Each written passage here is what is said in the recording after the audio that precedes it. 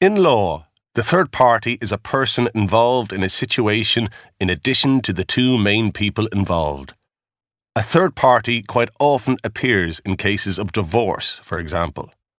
However, all threesomes are different, and in some of them, it is not always clear which of the three people actually is the third party.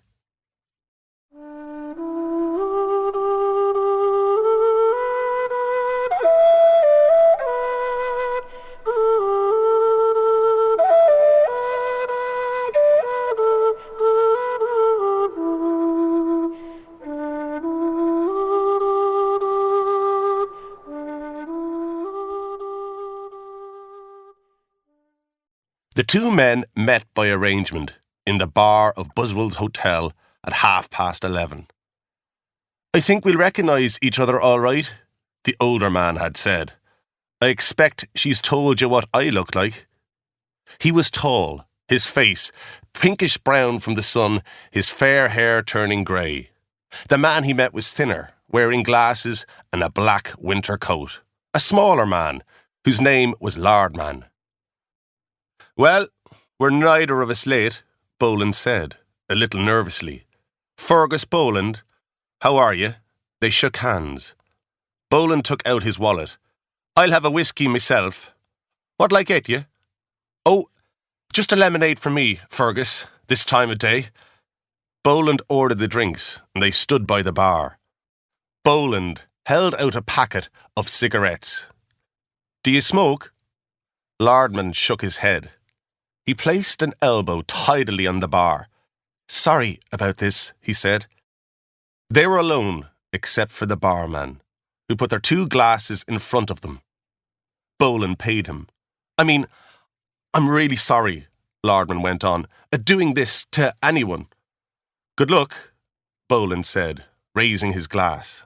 He had softened the colour of the whiskey by adding twice as much water. "You never drink this early in the day, I suppose," he said, carefully polite. "Well, that's very sensible, I always think." "I thought it might not be an occasion for drinking." "I couldn't talk to you without a drink inside me, Lardman." "I'm sorry about that."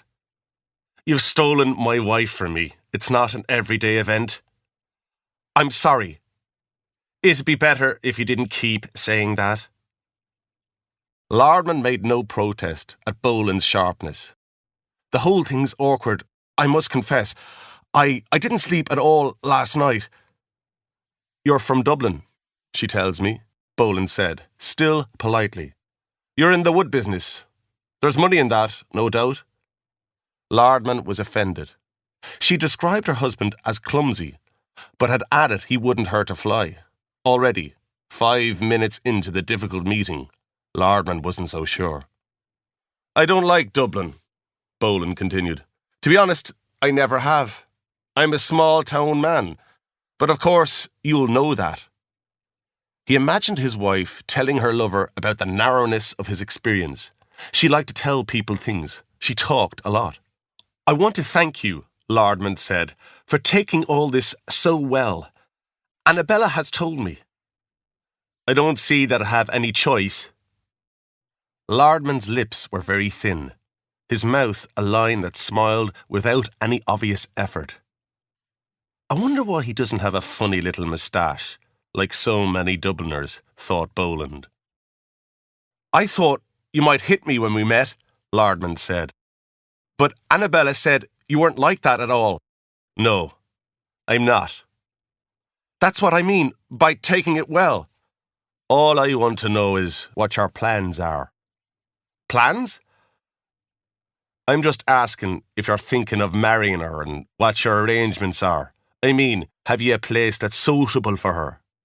"I'll have another whiskey," he said to the barman. "We were hoping that, if you agree, she would move into my place more or less at once. It's suitable, all right. A 7-room flat in Wellington Road, but in time we'll get a house." "Thanks," Boland said to the barman, paying him. "It was my turn to pay," Lardman protested, just a little late.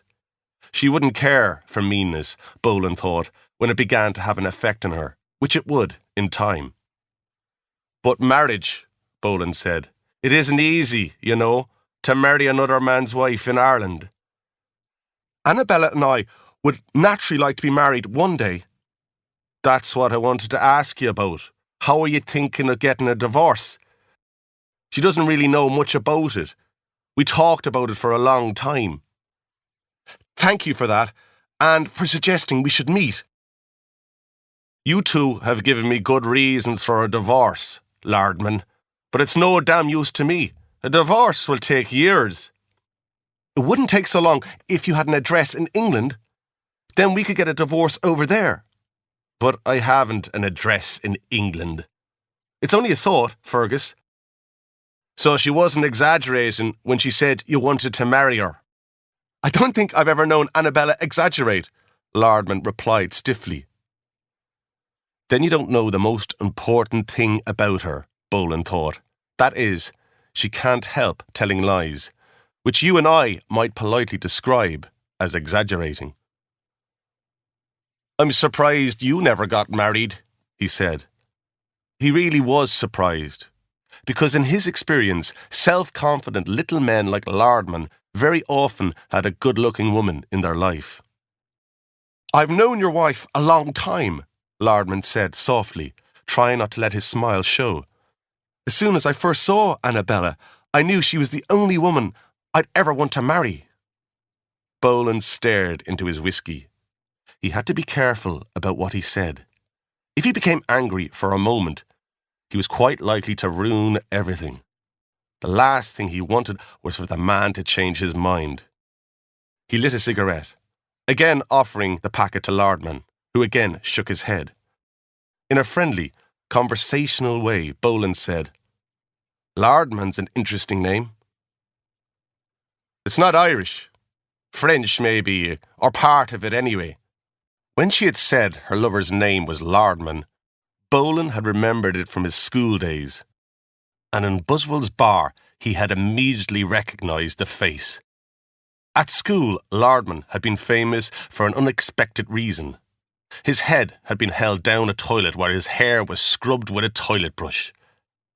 The boys who had done this were older and bigger than him. Called Roach and Dead Smith, they took pleasure in punishing small boys whose faces and habits they found annoying. I think we were at school together, Boland said. Lardman almost gave a jump, and this time it was Boland who tried not to smile. Clearly, this had come as a shock to Lardman. I don't remember a Boland, Lardman said. I'd have been a little older than you. I hated the damn place. Oh, I quite liked it, Lardman said. You day boys went home in the evenings and at weekends. We boarders had to stay there all the time. I suppose that made a difference. Of course it did. For the first time, Boland felt annoyed. Not only was her lover mean, he was stupid as well.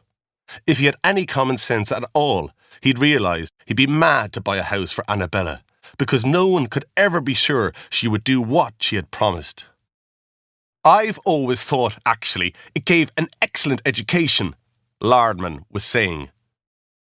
The awful little Frenchman who couldn't make himself understood, the history teacher who gave the class a history book to read while he wrote letters, the mathematics man who couldn't solve the problems he presented, the head teacher who enjoyed causing as much physical pain as possible. Oh, a great place, Boland agreed. A fine school. I'm sorry I don't remember you. I wouldn't expect you to. We'll probably send our children there, if we have boys. Your children? You wouldn't mind? Oh dear, no. Why should you? I'm sorry. That was a silly thing to say. I'm having another whiskey, Boland said. How about you? No, I'm okay, thanks. This time, Lardman didn't mention, even too late, that he should pay. Boland lit another cigarette. So she hadn't told Lardman. She had let the poor man imagine that in no time at all, this 7-room flat wouldn't be big enough for all the children they were going to have. Boland could almost hear her telling Lardman that her husband was to blame for their childless marriage. In fact, she discovered before they got married that she couldn't have children. In a quarrel long after the wedding, she confessed that she'd known and hadn't told him. Naturally, Lardman continued, we'd like to have a family. You would, of course. I'm sorry that side of things didn't go right for you. I was sorry myself. The thing is, Fergus, is it okay about the divorce? Are you saying I should agree to be the guilty party? It is what men in your situation usually do, actually. But if you don't like the idea of it, don't worry. I'll agree to be the guilty party. You're being great, Fergus. His wife used to say, I think I'll go up and stay with Phyllis, saying it more often as time went by. Phyllis was a woman she knew in Dublin. But of course, Phyllis had just been a name she'd used. A friend who would tell lies for her if necessary. Phone me, he used to say. And obediently his wife phoned him, telling how Dublin looked and how Phyllis was. No doubt she'd been sitting on the edge of a bed in the 7-room flat in Wellington Road.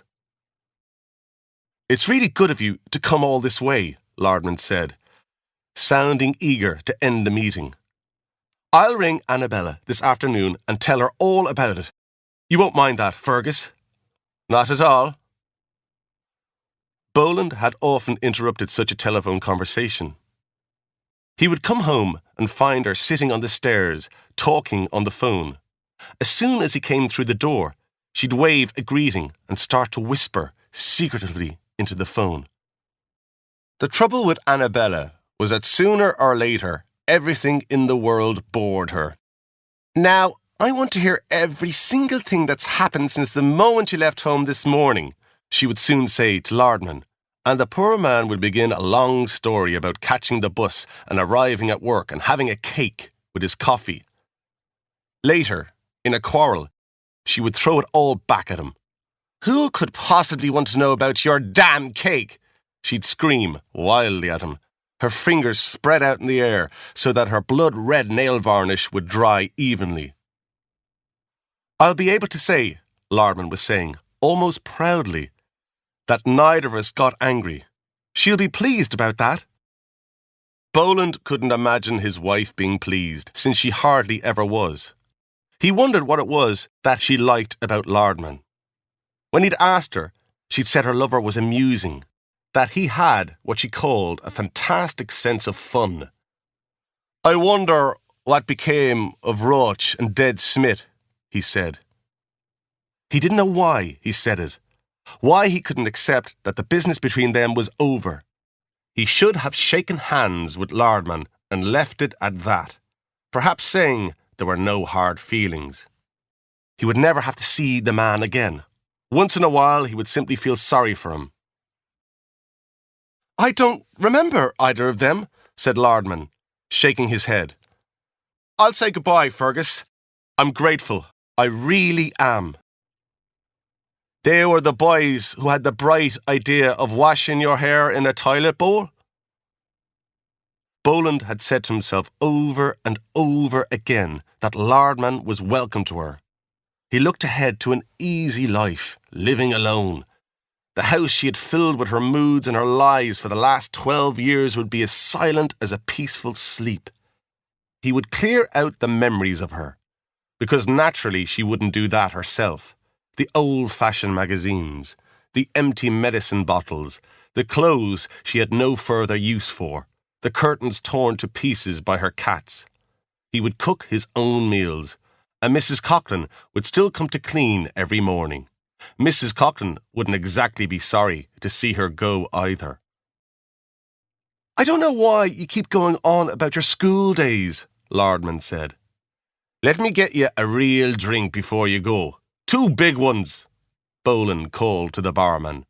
No, really, Lardman protested. Really now. He had put on his coat and a pair of black leather gloves. Oh, go on, man, We're both in need of it.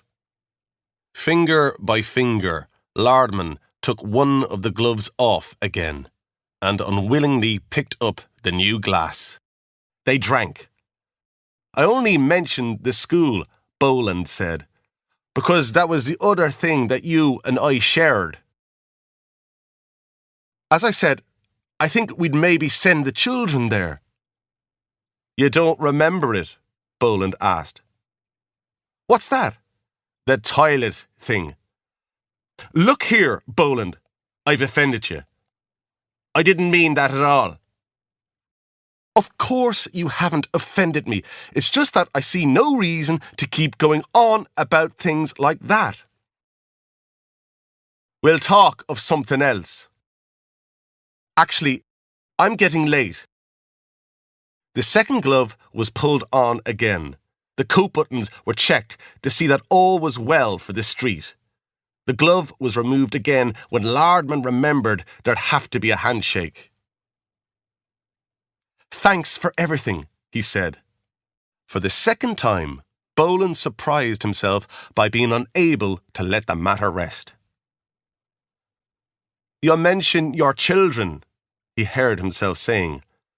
Would these be your and Annabella's children?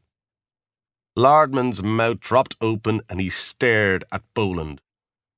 What other children are there? He asked, shaking his head in a puzzled way. She can't have children, Lardman. Oh, now, look here. That's a medical fact.